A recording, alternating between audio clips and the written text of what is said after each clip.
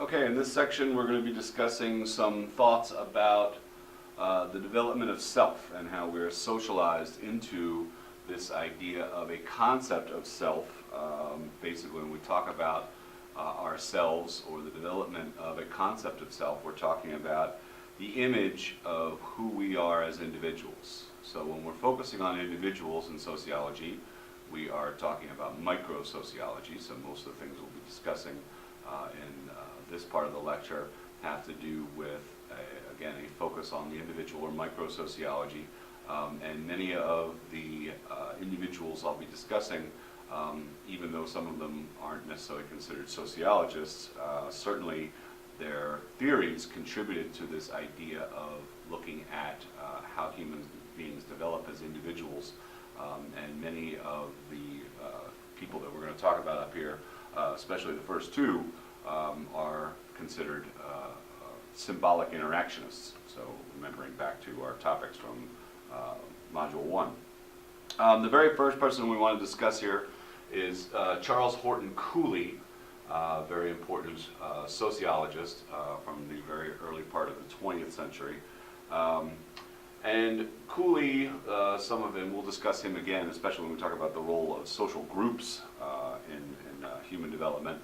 But one of the early things that Cooley talked about was the development of what he called the looking glass self. And again, a conceptualization of how we become who we are as individuals. The idea, basically, and if you look at the title of it itself, looking glass is kind of an old-timey word for a mirror. So basically what Cooley's asking us to do is consider that as human beings, we interact with society much as the way an individual interacts with a mirror. Again, I'll often ask classes, tell me about your morning routine, what do you do? And people say they get out of bed and they take a shower, and I say at what point, and what part of your morning routine involves using or utilizing a mirror? And of course, even without thinking about it, we realize that we spend quite a bit of time looking in mirrors, especially as we start our day, and then sometimes throughout the day.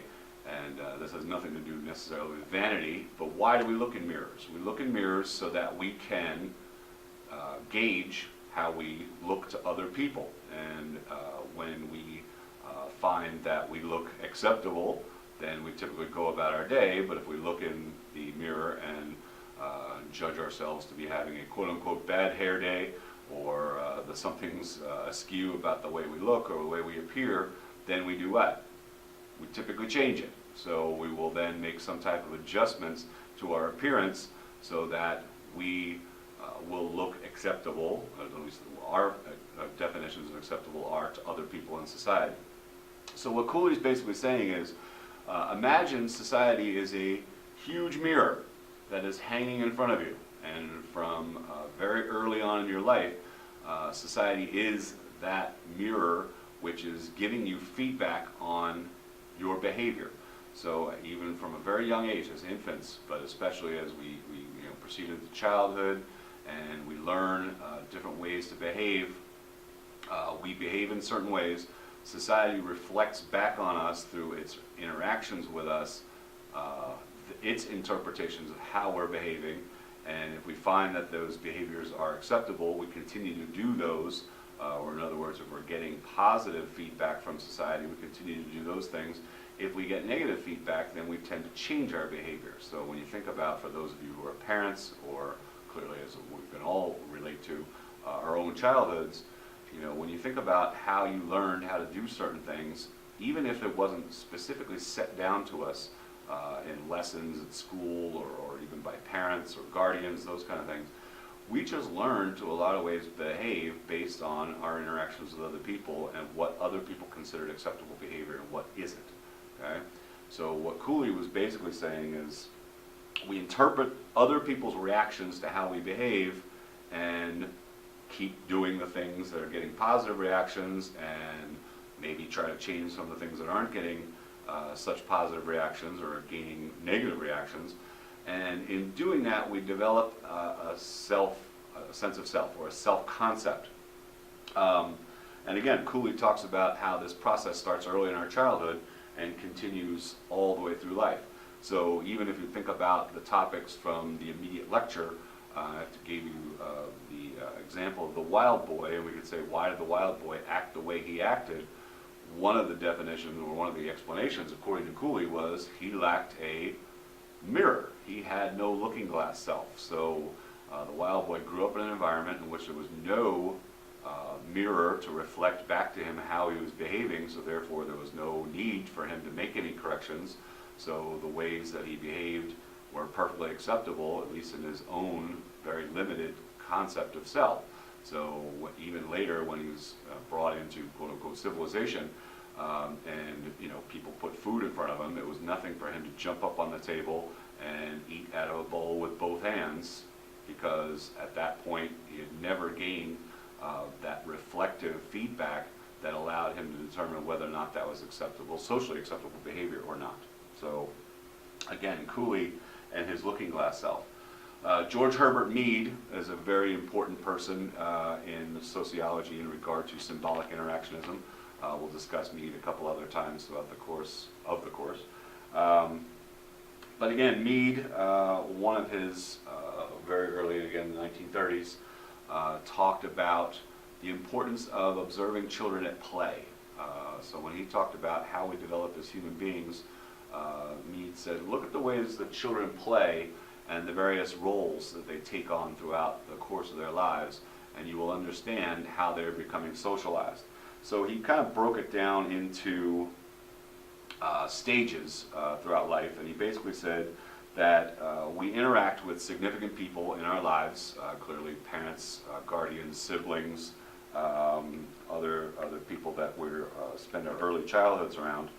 And he basically said the very first stage is from about infancy to about 3 years old. So when you think about human infants all the way up to about toddlers, and again, I often ask classes, what kind of games do you play with babies? And the most common answers are things like Peekaboo, or Got Your Nose, or Where's My Ears, and those kind of things. And I asked for the common characteristics of those games, and basically what we can say is those games are basically asking a child to imitate you. Okay? A child doesn't have very much of a concept of sense of self, so what do we want them to do? We want them to do what we do. We want them to imitate us. So Peekaboo, you cover your eyes, remove them, you want the child to laugh, you want the child to giggle. Where's my nose? You want the child to point to the various body parts. So basically what we want from infant children is to them to basically imitate us, learn to do what I do. Okay? Mead then points to the next stage from about 3 to about 6 years old. We look at the type of play that children generally engage in, and we tend to see that they tend to play a lot of games in which they pretend to be other people. So they play house, they play doctor, they dress up as superheroes, they play cops and robbers, or cowboys and Indians, and they are basically learning at that stage, according to me, that human beings have different roles in society, and that not everyone's the same, and that we all take up different positions in society. So when they are pretending to be those things, they are basically, according to me, learning that society has many, many, many different roles, and that different people do different things. And then Mead says, basically, we can track what he would call appropriate child development from about the age of 7 on, when children begin to engage in what we call team games. Okay? So again, whether or not it's a competitive team game like kickball or some other sport like that, or even activities in which people have to, basically be kind of on one side or another, even things like hopscotch or jumping rope. Okay? Again, I often ask classes then, could you take a bunch of 5-year-olds out into a field and expect them to play a game of kickball? And of course, most people recognize, no, that would be nearly impossible. Again, the term herding cats comes to mind. A bunch of 5-year-olds running around, not paying attention, and you'd be trying to explain, no, you have to stand here, and they're going to go out there, and you're the person who rolls the ball, and instead of 5 kids running up and trying to kick the ball at the same time, you have to explain concepts like, no, you must wait your turn. Okay, these are concepts which are largely lost on children before about the ages, like we said, 6, 7 years old. And then when we see that they're ready for those, then they can enter into what we call team games. Okay, so you can play kickball with a bunch of 8-year-olds. You can expect children to, who are playing hopscotch or jumping rope, to wait their turn. Okay, that's, you're going to turn the rope. You will get a turn to jump as soon as that person's done. Then you can take over. Or again, back to kickball. You're going to roll the ball. You're going to kick the ball. Those people out in the field are going to try to catch the ball while you run around the bases. So what are we learning? According to Mead, we are learning not only roles, but how our roles interact with other people. So you can't have a bunch of people just all trying to kick the ball at the same time. There has to be a time when you wait. There has to be a time when you're not kicking the ball, you're out in the field, and then your job changes. So according to Mead, play is a very, very, very important way of not only developing this sense of self, but also developing a sense of how we fit into society. So again, Mead's definitely talking about this not only, and you can clearly see that a lot of these things are symbols, so we are gaining symbols in our society, the idea of roles and different things that react to or that interact with other human beings. Jean Piaget is a psychologist, but it is important to recognize that a lot of the things he said do support a lot of the works of sociologists like Cooley and Mead. Piaget was famous for his development of reason, or his theories about the development of reason. When we talk about reasoning, it's again the ability to think, but of course this has to do with our interactions with other people, which is why it's relevant to sociology. Once again, Piaget divides this development of reason up into stages, and they're going to actually, in some ways, coincide and look very similar to some of the things that Mead said with his stages. Piaget said that from about birth, but he actually gives a little leeway there, from about 1 to about 2 years old, our human beings are in what he called the sensory motor stage. Sensor, meaning taking in information, and motor skills is just moving around. And again, that's pretty much a perfect way to describe a human infant, right? Human infants just kick and cry and scream and poop, and that's about it. So when we think about human infants, and we talk about do they have the ability to engage in reason or complex thinking, the answer is obviously no, and Piaget says that's the first stage. Basically, human beings at that age are basically just, they only understand what they can directly interact with. So again, food and nurturing, those kind of things. Negative examples would be things like fear and pain, those kind of things. But even to that degree, Piaget said there's no understanding of cause and effect. Again, we would never expect that an infant child, 2 or 3 years old, that burns itself on a stove wouldn't immediately go right back to that situation and touch the stove again, right? We would definitely say you can't let that child near a stove because there is no sense of cause and effect. If a child burns itself, it will touch that thing that burned it again, despite the fact that that was very painful or injurious. So the sensorimotor stage is one in which basically they're just taking in information and reacting directly with their environment with no understanding of cause and effect. Piaget then says from about 2 to about 7 years old, we enter what he called the pre-operational stage. And when I say operational, usually the idea is when is something operational? When it works, when it's fully functional. And Piaget kind of uses that symbolism. So pre-operational means before it's ready. And again, I kind of use a modern analogy. This is kind of like buying a brand new laptop or a computer before you load the software onto it. Okay, it works, but it doesn't work to its fullest ability. So what Piaget says basically during the pre-operational phase is that this is when we're basically being loaded on with programs. Okay, this is when we are acquiring the symbols of our society and starting to develop a sense of self. So again, I asked what kind of things are children from about toddler age up to about 6, 7, which is usually kindergarten or first year in school, they're just acquiring symbols. They're learning shapes and numbers and the alphabet, and they're learning what a spoon is and what a fork is and how to eat and how to behave. And so basically what society is doing is just loading them with programming, okay? Just giving them all the symbols they need in order to function in society.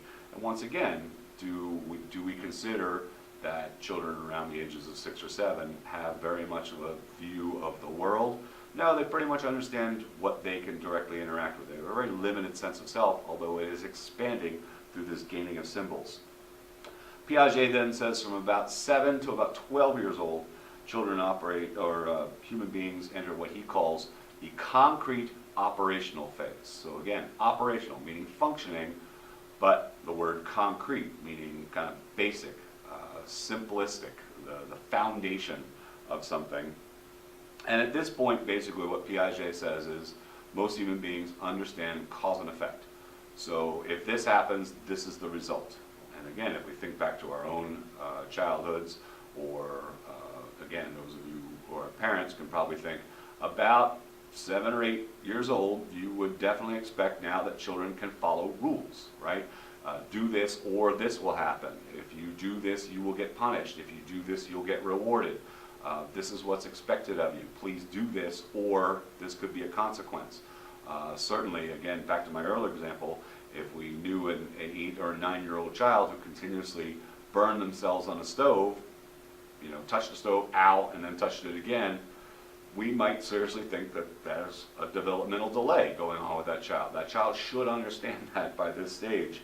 But the other part to this is what Piaget says is children at this stage, this concrete operational, don't necessarily understand what we call abstractions or vague concepts. Okay? So once again, kind of incorporating a little bit of what Mead said about play, if you watch a bunch of 10-year-olds playing and one child says, bang, bang, you're dead, and the other child falls over, but then of course gets up 2 seconds later, you would not necessarily say, oh my God, do you understand that you're dead, that you don't exist anymore, that that child took your life and that's the worst thing you could do? No, a child's not going to understand that. Some other examples I give, or again, a bunch of kids playing guns. Get a 10-year-old to explain war to you and why human beings fight and kill each other.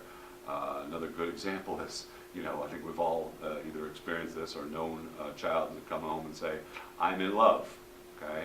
And our typical reaction is kind of snickering, that's cute. I'm sure that, you like holding his or her hand and maybe you have a kiss once in a while, but you're not in love. You don't understand what love is, okay? So we have this idea that children can certainly engage in these types of behaviors when we expect them to understand how cause and effect are related. However, we don't necessarily expect them to understand things on an abstract or a very complex level. And then Piaget talks about his 4th stage, and in this he actually talks about the fact that not all human beings necessarily have to, or maybe even capable of, proceeding to the 4th stage. The concrete operational stage, the 3rd stage, is basically, if you think about it, all we need to survive. We need to understand how things work and what our reactions are to them and the cause and effect of them.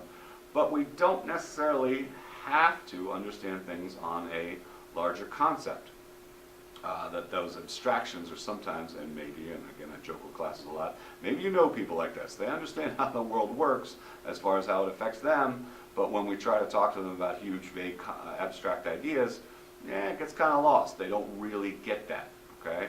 And that's what Piaget calls his 4th stage, what we call formal operational. So in other words, operational, but on a higher level. And Piaget used the term, quote unquote, young philosophers. This is when children start to understand things. And he says this is from about 12 or 13 years old on, that children start to understand vague concepts. So they start to ask questions about abstractions. Again, sometimes that idea of why. Explain this to me, explain this to me. Why does the world work this way? Why do things happen? And they're definitely demonstrating that they understand things on a, like I said, a more formal level, like Piaget said. So as we see that movement from the concrete to the abstract, we are engaging in formal operational skills. So then I often ask classes, okay, what stage are we operating in right now? And the answer is clearly formal operational. We are talking about large concepts and abstractions that are much beyond just cause and effect. So I always congratulate classes, and I congratulate you for operating on the formal operational level according to Piaget. The very last person I have listed up here is Sigmund Freud. You know, a lot of people might be confused. Why are we discussing Freud in a sociology class? And granted, sociologists don't agree with a lot of what Freud said, and a lot of what Freud said kind of throws up in the face of concepts of sociology in his discussion of the development of self. However, because again, many of you have taken psychology or will take psychology and will study Freud, it is worth saying that some of the things that are considered Freudian do, to a certain degree, support sociology, as well as we can point out some of the distinctions. Clearly, one of the things that Freud is most famous for was his ideas of the development of a personality. And he talks about the three components of a human personality, and again, those are id, ego, and superego. And the id being that desire to kind of fulfill our self-gratifications, the ego being the awareness of other people, and the superego kind of being, and this is where this lends itself to this idea of socialization, kind of the values of society, again, the things we gain from society that help balance our personality. So according to Freud, a criminal is most likely a person whose id outweighs the ego and superego. So a person with a high id is likely just to do things that only benefit them and do them with disregard for not only the feelings of other people, but the rules that society has about that. So again, Freud characterizes criminal people as having a very large id and very little ego or superego. But the important thing in relationship to what we're talking about with socialization is the idea that Freud does recognize that society has an impact on the development of personality. So again, while sociology and Freud don't always coincide in a lot of different ways, there is this idea that human beings do, at least impartially, even according to Freud, develop part of their sense of self through an interpretation of what society has to say about that. Okay?